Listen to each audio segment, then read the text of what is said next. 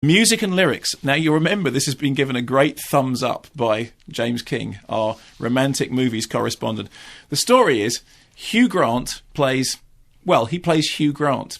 And he's a washed-up... Why are you looking at me in that completely baffled way? No, so he's a foppish kind of English... Yeah, exactly. I don't know. I've told you about your impressions. Thank you. So Hugh Grant used to be a pop star, now a washed-up pop star, has a chance of getting back into the business by writing a song for this Britney Spears-like character. Unfortunately, he is falling out with his lyricist, so he can't write lyrics. He can write tunes until, along doing his plants, really...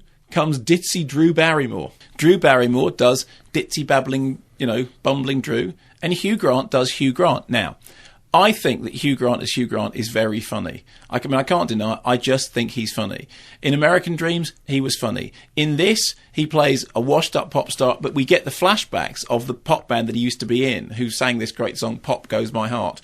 And he's actually quite convincing. Have you ever seen that film of Ricky Gervais pretending to be the 1980s pop star? Because Ricky Gervais was in a sort of 1980s pop band. He's kind of the same, completely deadpan. Is he taking the mick, or is he taking this quite seriously? And that's done rather well.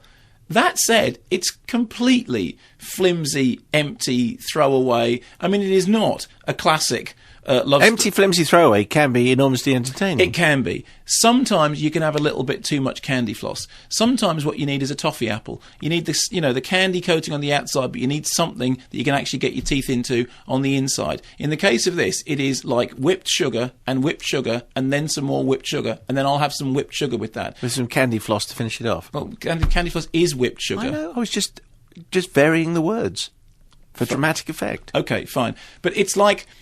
it's sticky and it's gooey, but it's not very satisfying. But Hugh Grant being Hugh Grant is fun. There's one absolutely lovely moment when Drew Barrymore says to him, you're a good man, you're very sensitive. He said, it's because I'm wearing incredibly tight trousers and it makes all the blood rush to my heart. And only Hugh Grant, as I've just demonstrated, only Hugh Grant could get away with delivering that line. But he does. He is a kind of Cary Grant figure. He's a naturally engaging and endearing personality. When he's in the Bridget Jones movies, he's the funniest thing on screen. And in this, he's the funniest thing on screen. I wish he would find a better vehicle. I wish he would find something that would Does he need a vehicle powered by Mr. R. Curtis? He does. He really does. Because he's never been better than he was in Four Weddings. And it was a great, career-making role. And he is really, really funny. And as I said, he's perfectly charming in this. But the movie itself is flyaway and flimsy and candy flossy.